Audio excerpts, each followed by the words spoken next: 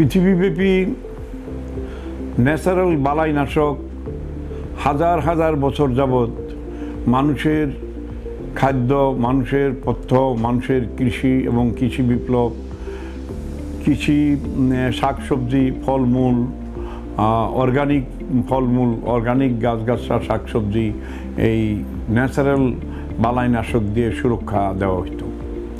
এক সময় দেখা যেত যে নিম তৈল ছিল পৃথিবীর সবচেয়ে বড় বালাইনাশক।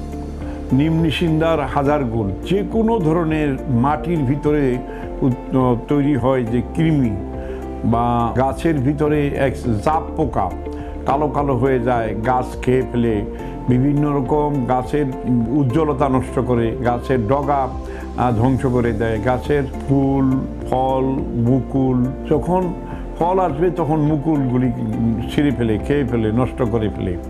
পশু পাখি ছাড়াও এক ধরনের কীটনাশকের উৎপাতে মানুষ অতিষ্ঠ। এই বালাইনাশক থেকে রক্ষা পাওয়ার জন্য মানুষ বিভিন্নভাবে অনেক জিনিস ব্যবহার করে। তার মধ্যে একটা হলো সাবান এবং টুথপেস্ট এবং লেবুর রস একসাথে মিক্স করে স্প্রে করলে অনেক ধরনের পোকামাকড় দমন হয়। আবার অনেক জায়গায় দেখা গেছে সাবানের সাথে তামাক পাতা এবং লেবু এবং বেকিং পাউডার একসাথে করে দেওয়া হয়। বিভিন্ন রকমভাবে এগুলো ব্যবহার করা হয়। তবে সবচেয়ে 100% বালাইনাশক হলো নিম এবং নিশিন্দা গাছের পাতা জাল দিয়ে সেই পাতাটাকে ব্যবহার করা, এটা 100% বালাইনাশক। আমরা সাধারণত বালাইনাশক পেয়ে থাকি